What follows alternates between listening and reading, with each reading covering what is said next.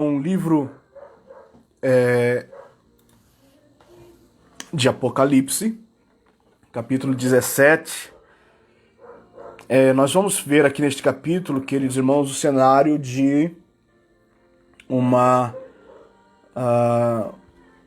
batalha, mas uma batalha não de guerra, uma batalha distinta.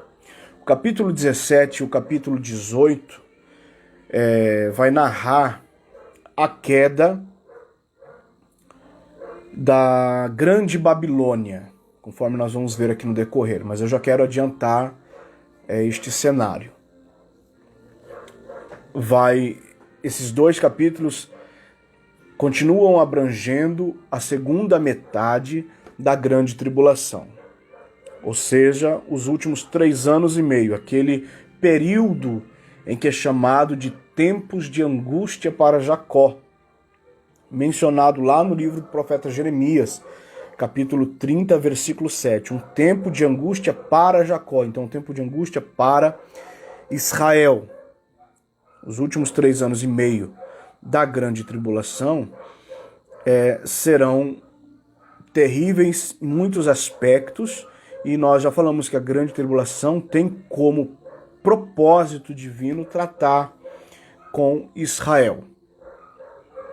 Então a visão, quando a 7ª taça foi derramada sobre a terra, então versículo 1, o apóstolo João vai dizer o seguinte: E vi um dos 7 anjos que tinham as 7 taças, e falou comigo, dizendo-me: Vem, mostrar-te-ei a condenação da grande prostituta que está assentada sobre muitas águas. Então vejam que um dos 7 anjos, ou seja, um ser cheio de autoridade celestial, chamou a João para que ele visse o que ia acontecer como resultado, como conclusão do derramamento das 7 taças. Então ele disse: mostrar-te-ei a condenação, ou seja, já houve aqui então, da parte de Deus, um juízo. Ela será condenada, a grande prostituta será condenada. Então não há como escapar desta sentença divina. Então quando diz aqui no versículo 1, grande prostituta, mostrar-te-ei a condenação da grande prostituta que está assentada sobre muitas águas, é porque fala de corrupção religiosa, corrupção de fé, não é? A Bíblia usa desta linguagem para falar de prostituição das nações, ou mesmo de Israel, e de adultério no que tange a idolatria, quando as nações se desviaram de adorar ao único e verdadeiro Deus, porque esse era o papel de Israel no Antigo Testamento, revelar às nações a existência de um único Deus através dos seus atos, de suas obras. Mas Israel falhou nessa missão, se corrompendo com as demais nações. Ao invés de Israel influenciar as nações, o que aconteceu foi que as nações influenciaram a Israel. Sendo assim, Israel passou muitas vezes a idolatrar os deuses das nações. Ou seja, então falhou na pregação do evangelho. E então foi por isso que Deus levantou um outro povo chamado igreja para este propósito. E quando uma nação então adora a um outro Deus que senão o único Deus verdadeiro, isto a Bíblia chama de adultério. E o relacionamento é a prática da traição, é o adultério, mas o relacionamento cotidiano é prostituição. Então a gente vai ver aqui no capítulo 17 a grande Babilônia sendo chamada assim, num sistema político e religioso, capítulo 17, e o capítulo 18, uma Babilônia literal, comercial. É a mesma cidade, mas dois aspectos. Então, haverá a queda dessa dominadora do período da grande tribulação, porque nós estamos falando dos últimos dias aqui da grande tribulação, que são os dias da ira divina, né? Já falamos também sobre isso. Então vai aparecer nesses dias uma federação, uma confederação de nações, especificamente de 10 reis, conforme a gente vai ver no versículo 13. Então é muito interpretado também pelos teólogos da escatologia que a sede desta confederação será em Roma. Então uma confederação de 10 nações que vai trazer novamente as características do Império Romano, né? Então a condenação desta prostituta está falando de religiosidade, então, de um sistema religioso. Mas é interessante o fato de como Deus vai trazer esta condenação. É isso que é interessante, daqui a pouco nós vamos falar. Então a grande Babilônia, envolvida em mistérios, porque fala muito de misticismo, ocultismo, espiritismo, está falando de religiões, né? Então, a Babilônia, porque João está trazendo uma linguagem que os judeus iam entender. O profeta Naum havia referido-se à Babilônia do Antigo Testamento como graciosa meretriz, não é? Então agora está colocando assim de novo, nesta mesma linguagem, né? Esse hebraísmo, para que os judeus entendessem. E quando diz que ela estava sentada sobre muitas águas, isso também é dito da Babilônia do Antigo Testamento. Está trazendo sim, João está trazendo sim uma comparação do Antigo Testamento com a Babilônia do Antigo Testamento. Por quê? Porque Babilônia estava localizada às margens do rio Eufrates, as muitas águas, né? Um dos 4 rios que foram apresentados lá no que cercavam o jardim do Éden, né? Glória a Deus, a paz do Senhor, irmão Helenildo Oliveira, lá do Goiás. Deus abençoe sua vida. Irmão Nelson, glória a Deus. Irmão Nelson de Santa Cruz do Sul. Deus abençoe, irmão Nelson. Obrigado por estar aí conosco novamente. Glória a Deus. Então, falando das muitas águas, literalmente, então a Babilônia, a riqueza da Babilônia se devia ao rio Eufrates, né? E muitos Babilônia construiu um vasto sistema de canais para irrigar toda a cidade, através de desvios do rio Eufrates. Até foi em um desses canais que ela foi invadida e derrotada, mas até então ela era o rio Eufrates era o motivo da sua riqueza, né? Então isso aqui falando de literalidade, das muitas águas da Babilônia do Antigo Testamento. Mas aqui a gente vai ver no versículo 2 dizendo que assentada sobre muitas águas, né? Versículo 1 e o versículo 2 diz assim: com a qual, com a prostituta, se prostituíram os reis da terra, governantes, autoridades, e os que habitam na terra se embebedaram com o vinho da sua prostituição. Então, quando diz que os reis da terra se prostituíram com esta meretriz, com esta prostituta,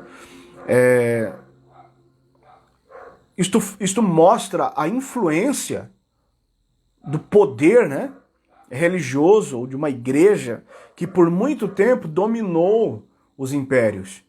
A igreja dominava as nações. A igreja colocava os reis e a igreja tirava os reis. Até que houvesse a separação de Estado e igreja, a igreja influenciava nas autoridades das nações e impunha a sua fé. A igreja impunha a sua fé. A igreja matou muita gente. A igreja, ela foi opressora por muitos anos, por séculos, né? Mas não através da imposição do evangelho, impondo suas tradições, impondo seus dogmas, não as doutrinas da palavra. A igreja usou o nome de Deus para se prevalecer. Então, enquanto a igreja foi católica, apostólica, tudo bem, perfeito. Igreja do primeiro século, a igreja até nesse período que ela era católica apostólica. A partir do instante em que ela se tornou católica apostólica romana, é que começaram os problemas. É que ela desvirtuou do seu propósito original, quando o homem passou-se a se nomear representante de Deus na terra. E, com o passar dos anos, foram criando catecismos e escrevendo em um livro o que se chama hoje de tradição da igreja e colocando esse livro em paralelo com a Bíblia, como tendo a mesma autoridade. Então não importa se diz ou não a Bíblia, se está no livro da tradição da igreja, eles seguem com a total fé, mas quiseram impor isso às pessoas. E quem não obedecia eram queimados no fogo, eram mortos, eram esfolados, enforcados, decapitados. Então, a igreja por muito tempo prostituiu os reis da terra. É por isso que na grande tribulação há essa similaridade com o sistema do Império Romano, que será ressuscitado. Será ressuscitado. Então,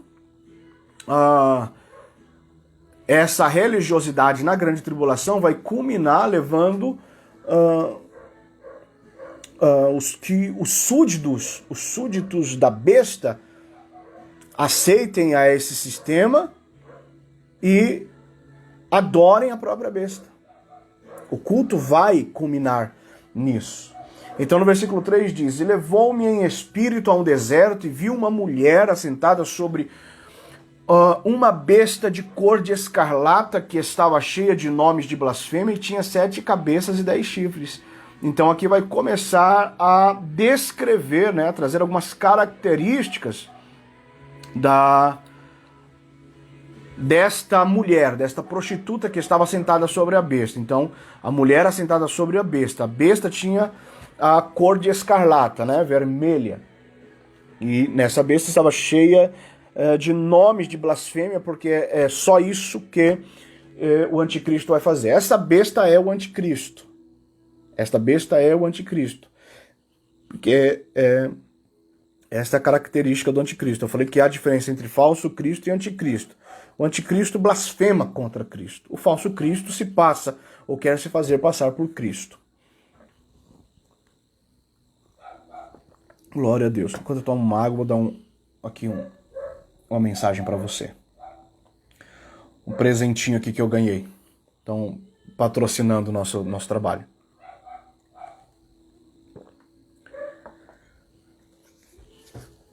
Então essa mulher e a besta, a mulher e a besta está simbolizando aqui 2 poderes, né? Então, o poder religioso e o poder político. A mulher, a falsa igreja, a falsa religião, o falso culto, e o anticristo, o poder político, né? Então, esse trabalho da mulher é prostituir os reis, é convencer as autoridades a adorar ao propósito da besta, né? Então, a gente vê aqui que o poder religioso está cavalgando sobre o poder político. Essa mistura perigosíssima. Perigosíssima. Pena que alguns líderes de igrejas, inclusive protestantes, não conseguem enxergar isto. Cada um tem o seu papel importante, mas precisa haver um discernimento muito grande e saber distinguir as coisas. Saber distinguir as coisas. Então, a gente vê que a mulher é a besta em suas vestes, né, em suas características, são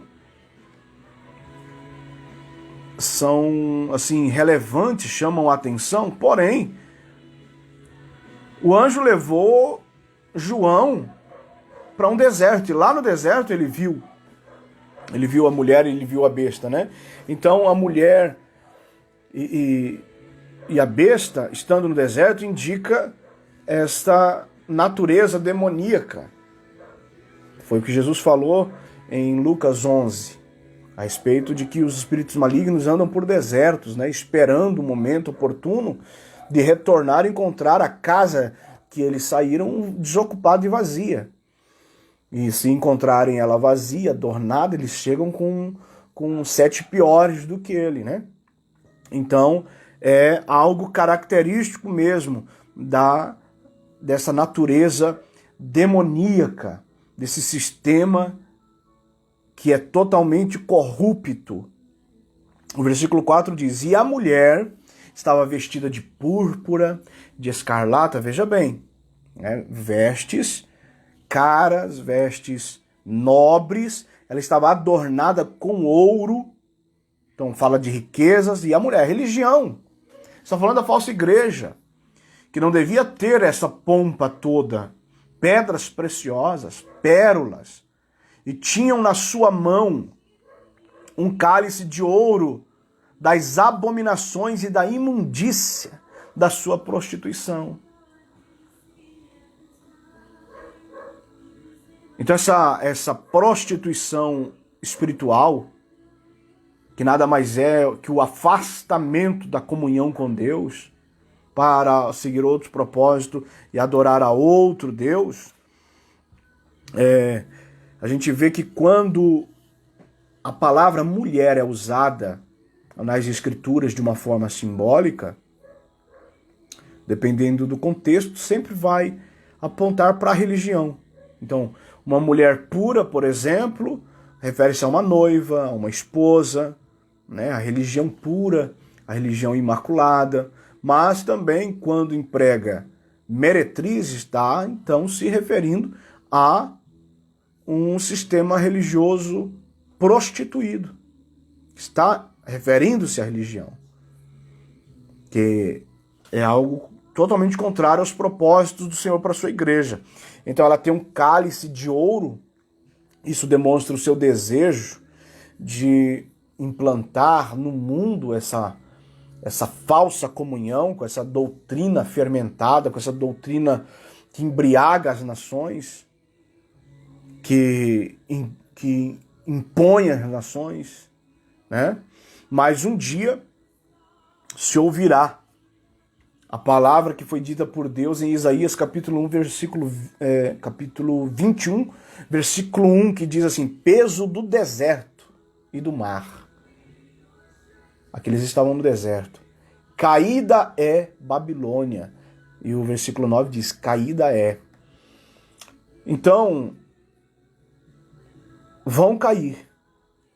Porque o versículo 1 diz que já aquela é a condenação. Então eles não escaparão da condenação.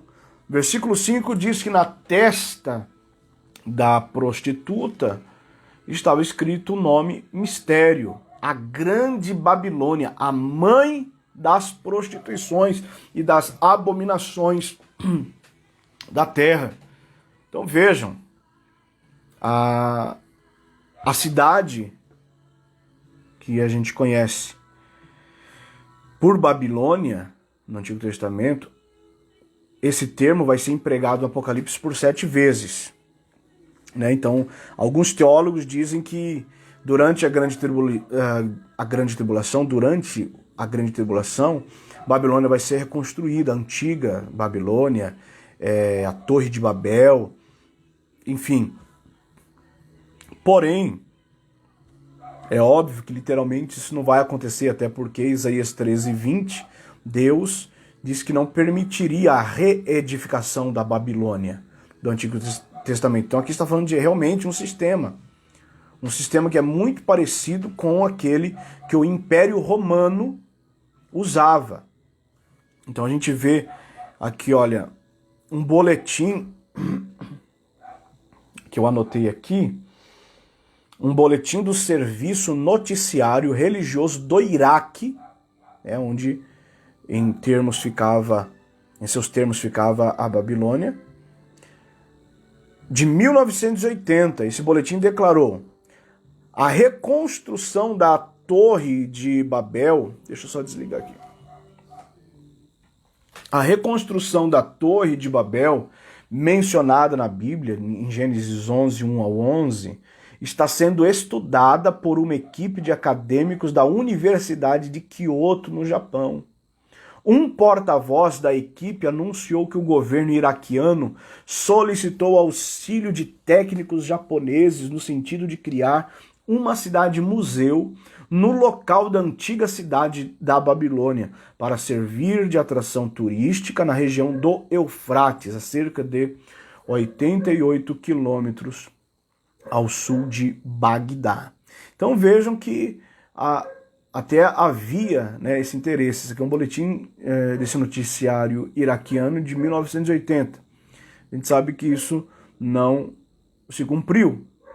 Mas também, por outro lado, a gente vê que o intento humano em afrontar a Deus de alguma forma, ele não para, A sede do Parlamento Europeu foi construída, inspirada na pintura da Torre de Babel, do pintor Peter Bruegel, considerado o Velho, essa pintura do século XVI.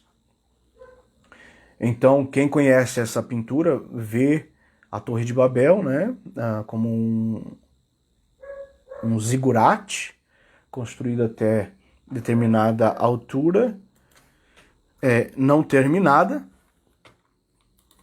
E nesta pintura, nessa obra de arte, foi construída a sede do Parlamento Europeu, Então é uma afronta a Deus, e não indiretamente, é uma afronta direta a Deus, E é interessante também que alguns historiadores, alguns teólogos, usaram para representar o Império Romano, usaram o termo Babilônia, Então, aqui Tertuliano, Irineu, Jerônimo usavam essa palavra, Babilônia, para representar o Império Romano. E na Idade Média, Roma foi frequentemente intitulada de a Babilônia Ocidental, porque a Babilônia no Antigo Testamento era oriental. Então vê essa similaridade com o Império Romano quando se refere à Grande Babilônia. O versículo 6 diz: E vi que a mulher estava embriagada do sangue dos santos e do sangue das testemunhas de Jesus, e vendo-a, maravilhei-me com grande admiração. Então João ficou admirado em ver esta representação. A mulher estava embriagada do sangue dos santos e do sangue das testemunhas de Jesus. Os santos aqui, as testemunhas de Jesus, é o mesmo grupo. Então, a respeito da Babilônia do Antigo Testamento, a gente sabe que tudo começou com um homem chamado Nimrod, capítulo 10 fala dele, foi ele que construiu, ou pelo menos iniciou a construção da Torre de Babel. Ele foi o primeiro imperador da história, e a Bíblia o chama de o poderoso caçador diante da face do Senhor, e no original é o poderoso caçador em oposição à face do Senhor. Então, desde sempre ele tinha o intuito de afrontar a Deus, né? Então, a sua esposa, que era uma prostituta, chamada Semíramis, quando Nimrod foi assassinado, ela assumiu a posição de imperatriz do governo, né? Então, ali, praticamente, começou a Babilônia, através de todo aquele movimento, né? Então, a partir de que ela assumiu o governo e para se manter no poder, ela criou um mito em volta do seu marido, do seu falecido marido, e tudo agora, a partir então, tudo que está ligado direta ou indiretamente à cidade de Babilônia é sempre representado por uma figura feminina e não por Nimrod ou por uma figura masculina. Então toda religião que traz a figura feminina, ela vem dessa corrupção, desta ideologia equivocada. Toda religião que coloca uma mulher acima do próprio Deus, ela é proveniente desta ideologia, né? Então, nos dias do anticristo, esse grande poder político e religioso estará ainda mais reforçado, né? Tudo está se encaminhando para isso, o palco está sendo montado, a gente está vendo dia após dia o palco sendo montado para isso, né? Então, as maldades da Babilônia antiga, elas serão potencializadas na Babilônia da grande tribulação. Então essa prostituta, ela é a única responsável, direta ou indiretamente, pelo sangue derramado das testemunhas do Senhor Jesus, né? Em qualquer tempo, em qualquer lugar. Isso a gente vê na história. E ela derramou tanto sangue que o excesso está mostrando que ela chega a estar embriagada. A gente sabe que a embriaguez é o excesso, né, do sangue das testemunhas de Jesus, que são aqueles que vão sofrer o martírio na grande tribulação, pelas mãos do anticristo, né? São os santos do Apocalipse, porque testemunha no original é mártir. E o versículo 7 diz: "E o anjo me disse, por que te admira? Eu te direi o mistério da mulher e da besta que atrás, a qual tem 7 cabeças e 10 chifres." Deixa eu ver aqui, irmão Nelson está comentando. A religião prostituída está presente em todos os povos, sim. Onde tem uma igreja verdadeira, Satanás levanta a sua sinagoga, a igreja falsa sempre se uniu aos reis, os governos mundanos, uma relação promíscua devassa. De fato, irmão Nelson, de fato. Concordo em gênero, número e grau. É por isso que a igreja, e quando eu falo igreja, estou falando da genuína, ela precisa tomar muito cuidado. Mas eu louvo a Deus que há aqueles que também têm esse discernimento. E o anjo, então, vai explicar para João, graças a Deus, que para os seus servos, Deus sempre trouxe o entendimento, né? Então a cidade de Babilônia, quando ela nasceu, através de Nimrod, porque até o nome Nimrod, que significa rebelde, né? Ou revolta, edificando aquela cidade na planície de Sinear. O objetivo era a construção de um império. Então, se tornou admirável. E vendo essa influência, essa expansão de sua ideologia, João ficou admirado. Então, o anjo vai explicar aqui no versículo 7, e ele diz no versículo 7, mas vai explicar no versículo 9 que as 7 cabeças são 7 montes, sobre os quais a mulher está assentada, e os 10 chifres são 10 reis, que ainda não receberam o reino. Então vejam. Daí a gente pega a visão de Daniel no capítulo 7, versículo 24. Ali diz que se levantarão 10 reis. Está falando desse mesmo período. Então, se levantarão 10 reis dentro dos limites do antigo Império Romano. deste sistema. São eles as 10 pontas ou 10 chifres que João está vendo, que João viu na cabeça da besta, que subiu do mar, o anticristo, lá no capítulo 13 de Apocalipse, como nós já comentamos. Então esses 10 chifres, essas 10 pontas, esses 10 reis, serão 10 agentes de Satanás. Eles vão ajudar o anticristo, através da política, conquistar o mundo. Então, desses 10, 3 receberão poder apenas por 1 hora, por um período.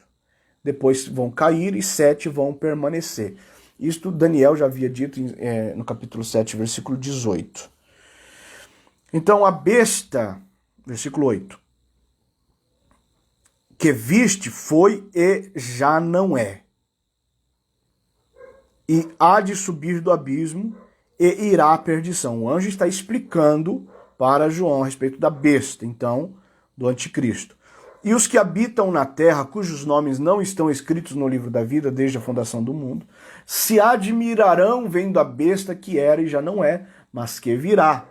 Então aqui as explicações do anjo, né? Dizendo, foi e já não é. Então a gente tem que entender agora, a gente colocar no lugar de João. Foi e já não é. Então João olhava para o futuro, para os dias do anticristo, vendo a besta, mas também para o passado, né? Então, olhando para trás, para o passado de João, lembrando-se do império também que era atual em sua época, né? Então, o Império Romano, que começou aí desde 750, 754 a.C. e foi até 455 depois de Cristo. Então, durou muito tempo, né? Dizendo então que virá, né? Porque vai subir do abismo, conforme a gente viu que ele subia do abismo, então virá. Então fala do ressurgimento desse império. Parecia que estava morto, parecia que estava sepultado, mas ele retornará na pessoa do anticristo, né? Conforme o capítulo 13, versículo 3 de Apocalipse. Então ele vai ser inspirado por Satanás, que vai dar a ele o poder, vai dar a ele um trono, mas, final do versículo 8, irá à perdição. E é isso que importa. Final do versículo 8, não. Aqui, a besta que viste foi, já não é, e há de subir do abismo, e irá à perdição. Então vai cumprir um papel determinado e depois vai à perdição, vai à condenação do versículo 1, como a gente leu, né? Então, o destino final vai ser a perdição, que é o lago de fogo, né? Capítulo 20, versículo 10 de Apocalipse. É uma perdição física, é uma perdição terrena, mas também será uma perdição eterna. Aí o anjo diz no versículo 9, aqui há sentido, que tem sabedoria. As 7 cabeças são 7 montes sobre os quais a mulher está assentada. Há algumas cidades que estão assentadas sobre montes, como Jerusalém, Constantinopla, Bruxelas, mas é quase unanimidade dentre os escatólogos que aqui está referindo-se a Roma, porque é até um título que Roma usa, que era a cidade das 7 colinas. Essas colinas elas tinham nomes no período do Império Romano. Então, chamado de Monte Aventino, Monte Palatino, Monte Célio, Monte Esquilino, Monte Viminal, Monte Quirinal e Monte Capitólio. E em cada monte desses existia um palácio, uma fonte, uma basílica e um monumento. Então era tradicional. Roma valorizava essa questão de ter estes 7 montes. Então, por exemplo, no Monte Aventino havia o famoso Circo Maximus, né? Esse Circo Maximus ele se tornou famoso devido ao filme do Ben-Hur, né? Quem assistiu esse filme antigo, já foi regravado, mas fazia referência, levando, né, o circo máximo daquelas competições atléticas, olímpicas, ao seu auge. No Monte Palatino se encontra restos arqueológicos dos palácios onde os imperadores viviam. No Monte Célio é onde ficava o Coliseu e a escola dos gladiadores. No Monte Esquilino há a maior basílica que foi dedicada à Virgem Maria. No Monte Viminal, as termas de Diocleciano, né, com a Via Nacional e a Pizza della Repubblica. No Monte Quirinal, o maior palácio da Itália, que funciona como sede do presidente da República. Há mais de 1000 salas nesse palácio. Então é algo monumental. Então se valorizava muito esses montes, né, em Roma. E o Capitólio, o Monte Capitólio, que é onde fica a prefeitura da cidade, que tem uma praça que foi projetada por Michelangelo, né? Então há esta característica de Roma. Simbolicamente, esses 7 montes também pode representar os 7 sistemas de governo que existiu no Império Romano. Ele usava 7 sistemas de governo. A gente sabe que o centro da atividade política, o centro da atividade econômica, o centro da atividade militar durante a época de Cristo não era Jerusalém, né? Era Roma.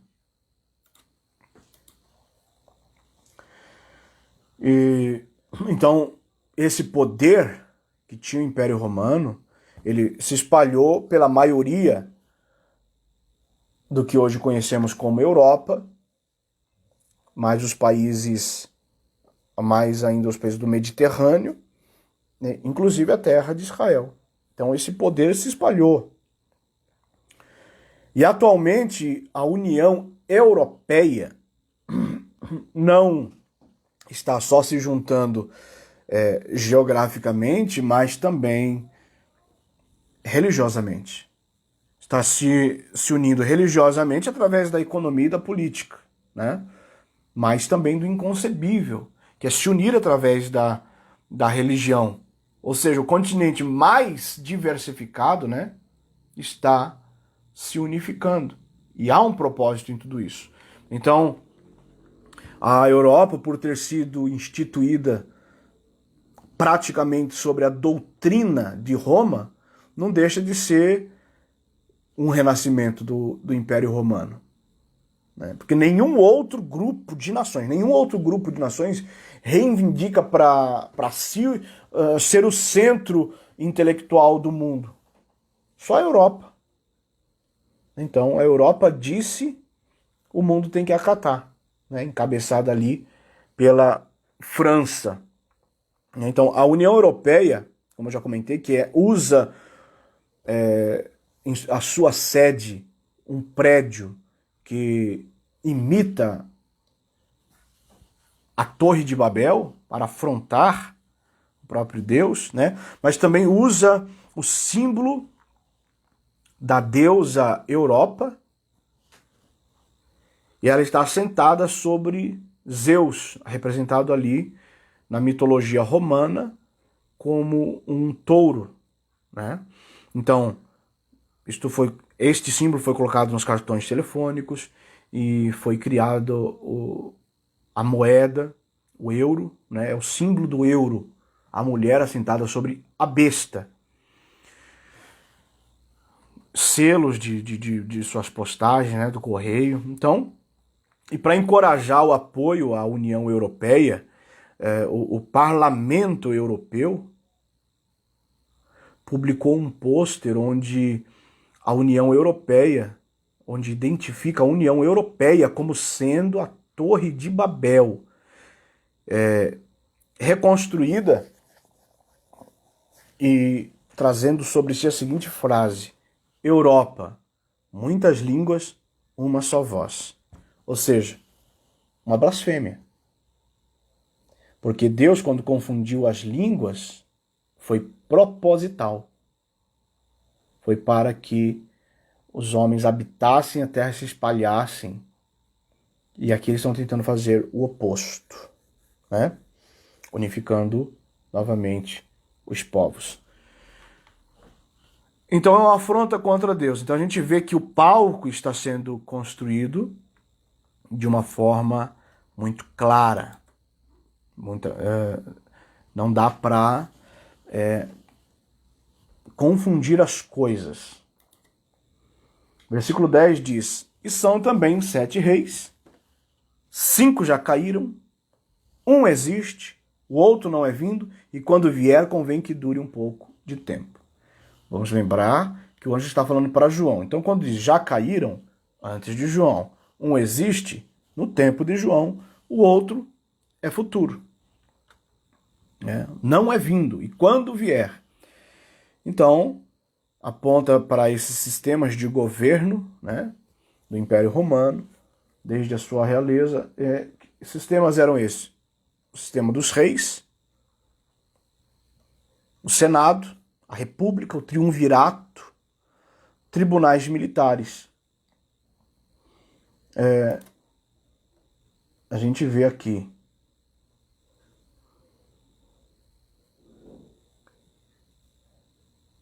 do tempo de João, quando diz que os reis já caíram, então, antes de João, Júlio César, Tibério, Calígula, Cláudio e Nero. No tempo de João era Domiciano, né, o imperador. Se falar de reino ou de império, 5 caíram: o Egito, a Síria, a Babilônia, Medo-Persa e a Grécia. Então, o Egito, a Síria, a Babilônia, Medo-Persa e a Grécia. Um existe, tempo de João, Império Romano. O outro não é vindo, né? Esse que não é vindo, obviamente, aponta para a figura do anticristo, porque diz, durará pouco tempo, né? Então, como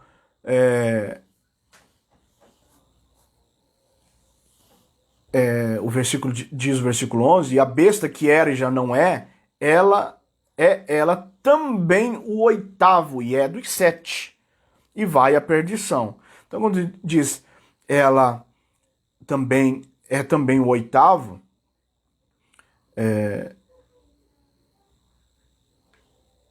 vai dar forma, na verdade, à 7ª dinastia, que foi começada por Honório, em 395, depois de Cristo.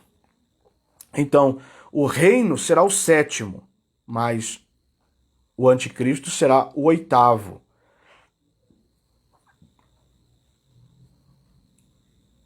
Reino será o 7º e rei, como rei, será o 8º.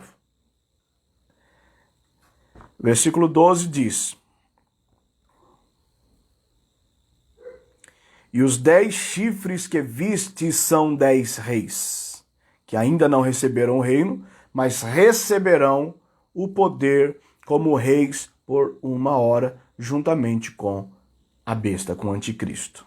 Então, o anticristo será um rei que vai durar pouco tempo, e estes reis também receberão poder por pouco tempo. Profeticamente, 1 hora poderia significar 30 dias, profeticamente. Mas, historicamente, isso quer dizer, de fato, pouco tempo, né? Então, de acordo com alguns historiadores, os sátrapas, por exemplo, os sátrapas que eram também faziam parte do governo da Babilônia, eles recebiam poder por 1 hora, por pouco tempo. E depois eles transferiam esse poder novamente ao imperador como sinal de obediência e respeito e submissão. Então eles recebiam um poder temporário. É mais ou menos isso que vai acontecer com esses 10 reis na grande tribulação, né? Então a federação do anticristo não vai durar muito tempo. Porque logo virá a segunda vinda de Cristo, Cristo vindo na segunda fase, né, quando ele vem de forma que todo olho o verá, então, e vai por fim a tudo isso. Então esses 10 reis vão fazer essa aliança com o anticristo. Então o anticristo vai afastar 3 destes reis, né? Daniel também já havia dito a respeito disso, capítulo 7, versículo 24. E 7 vão se manter por um tempo maior, mas no final todos serão abatidos com a vinda de Cristo, né?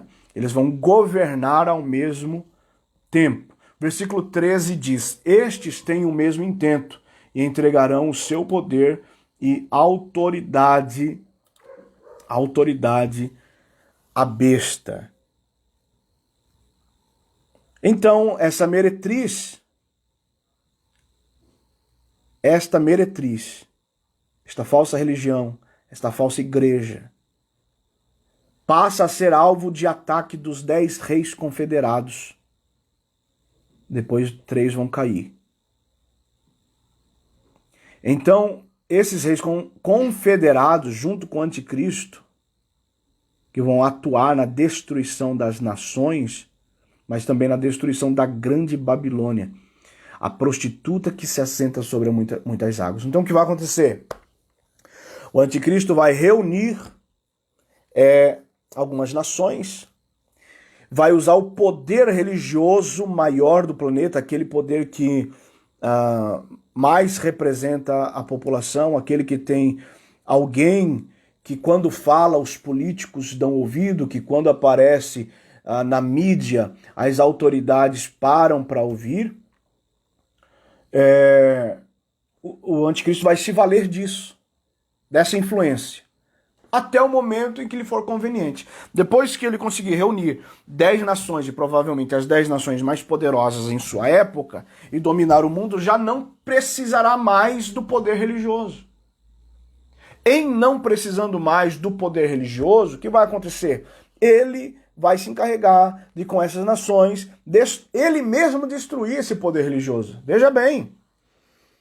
Então aqueles que não negarem a besta por medo da morte, por medo de perder suas riquezas, dos seus bens, achando que isso será uma vantagem, as religiões que se entregarem à besta, elas serão destruídas pela própria besta. Esta é uma condenação terrível.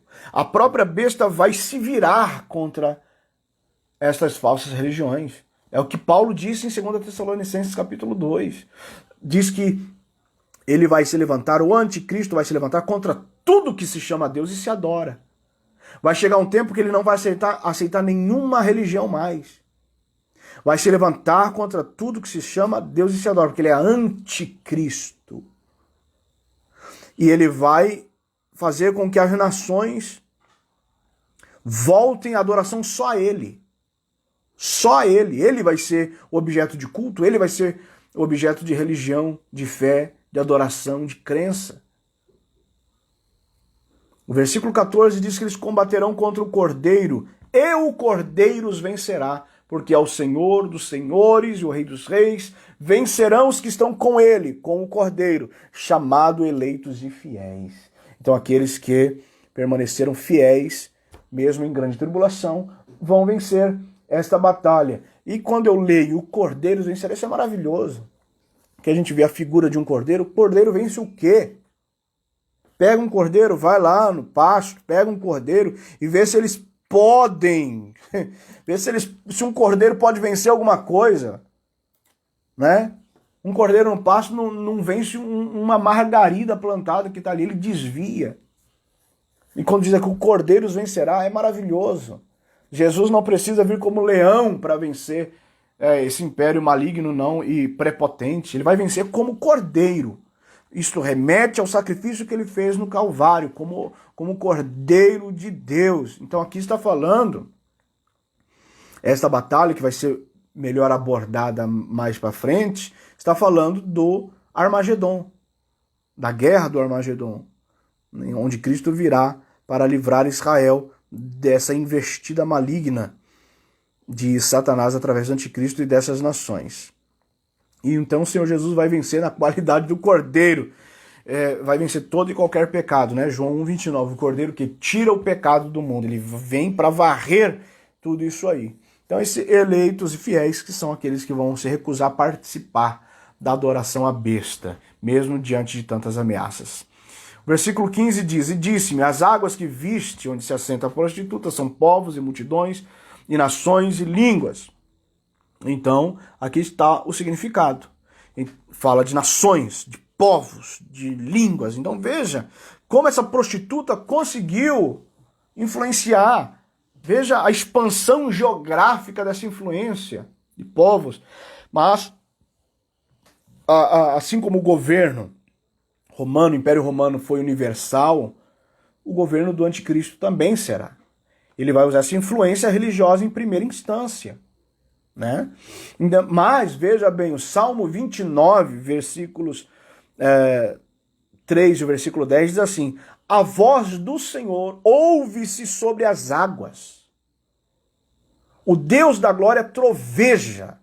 O Senhor está sobre as muitas águas. O Senhor assentou sobre o dilúvio. Então, se as águas falam de nações, de multidões, de línguas, de povos, o Senhor é sobre tudo isso.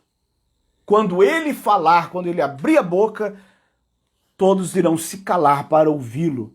Versículo 16, e os 10 chifres que viste na besta são os que aborrecerão a prostituta. Os reis, os confederados do anticristo vão aborrecer a prostituta, a falsa igreja, a falsa religião, e a porão desolada e nua, vão envergonhá-la, e vão comer a sua carne e a queimarão no fogo. Está falando aqui de ira, está falando aqui de violência, está falando aqui de falta de misericórdia.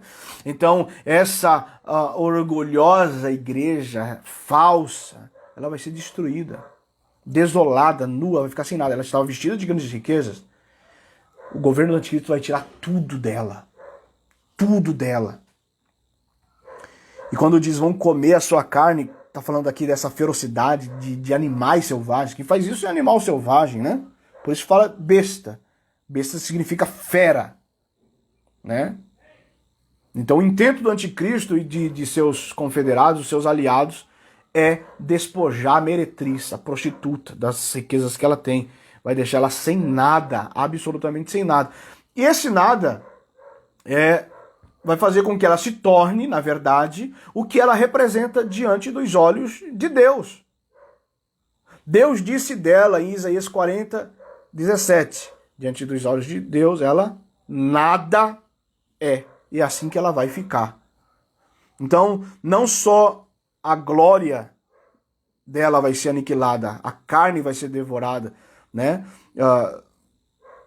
A história conta que os exércitos invasores, quando eles iam dominar uma cidade ou uma nação, os corvos os acompanhavam. Iam participar da carnificina, ou seja, vai comer a carne, né? Então, metaforicamente, a prostituta vai ser reduzida a nada. Então é melhor a igreja ficar fiel a Cristo, será arrebatada, porque se ficar aqui, se adorar a besta, vai se tornar em nada. Versículo 17, porque Deus tem posto em seus corações que cumpram o seu intento e tenham a mesma ideia, que deem à besta, ao anticristo, o seu reino, até que se cumpram as palavras de Deus. Quem no final de tudo está no controle? Satanás? O anticristo? tudo que está sendo preparado no mundo é porque o diabo está prevalecendo? Nem de perto.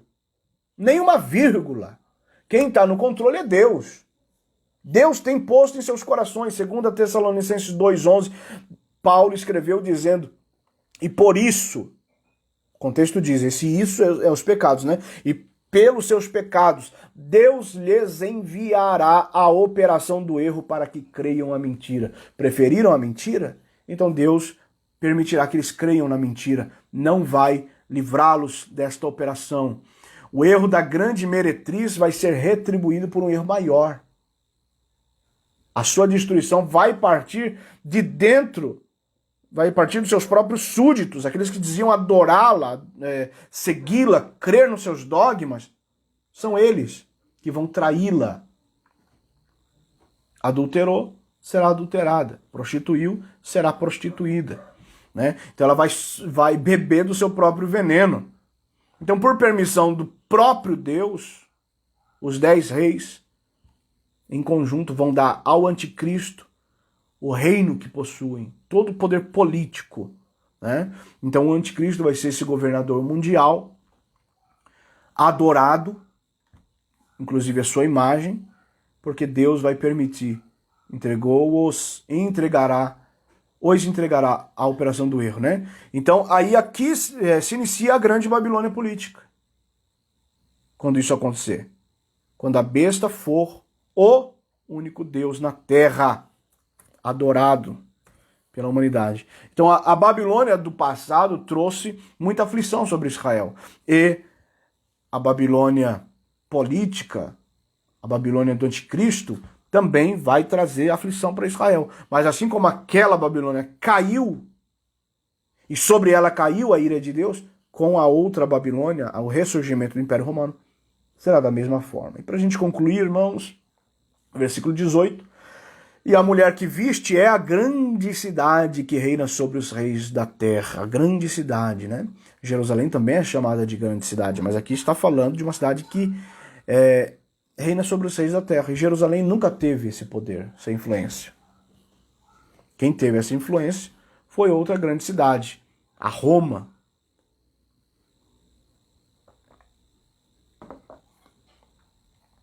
Então, por ser riquíssima, por ser poderosa, acabou influenciando toda a comunidade europeia através de suas políticas. Mas ela é grande em poder, grande em autoridade, grande no poderio bélico, né? Mas também grande em abominação, grande em maldade, grande em mentira, em disseminar um evangelho corrompido, misturado, não puro, né?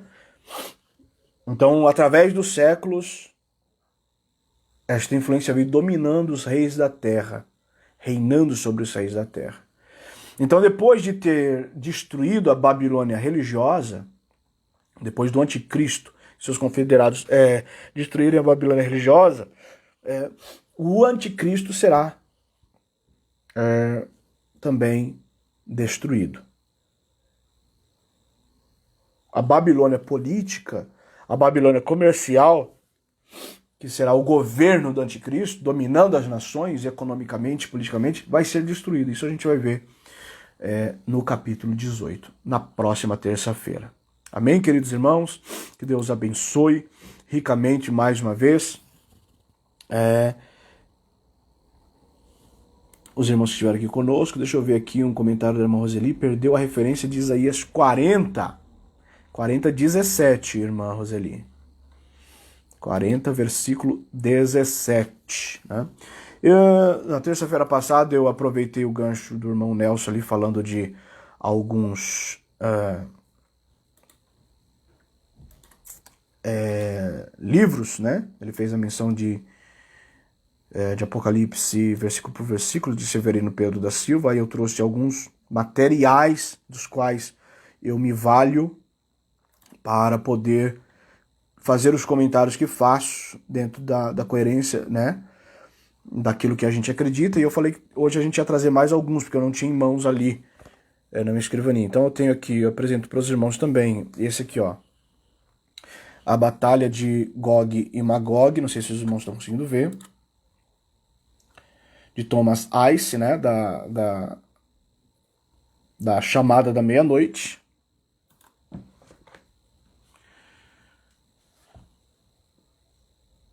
Eu tenho esse aqui também. Esse aqui é muito bom. Bom demais. Antes da Última Batalha, né? Armagedon, de Arthur Bloomfield. É da editora Betânia, mas a edição é de 1981. Então vejam bem. Havia ainda uma outra política na Terra, né? As coisas ainda não estavam tão como estão hoje, então é interessante ver a visão e a gente conseguir seguir uma coerência interpretativa com o passar dos anos desses homens, né, que tinham uma impressão a respeito de algum acontecimento, e ainda hoje cabe essa coerência dentro da interpretação escatológica.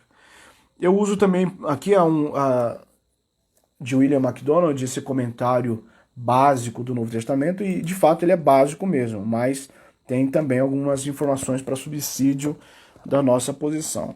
Eu também uso a teologia sistemática pentecostal, então ela tem aqui algumas autoridades que escrevem, né?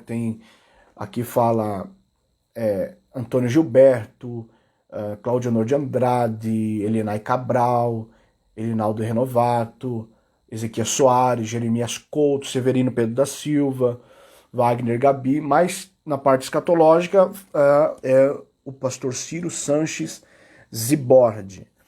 Tem também outras literaturas, né? Então são alguns livros dos quais eu me valho para estar aqui comentando alguma coisa, tá, meus irmãos? Então quando eu afirmo alguma coisa, eu não estou sozinho, tá? Eu estou falando de algo que tem fundamento, de algo que a gente pode ter uma segurança, de homens, de teólogos ilibados, né, conceituados dentro da esfera da igreja brasileira e também da igreja mundial de uma forma geral, né? Então, Deus possa abençoar os irmãos ricamente por ter participado mais uma vez dessa transmissão. Alguma dúvida? Segue o padrão de nos procurar nos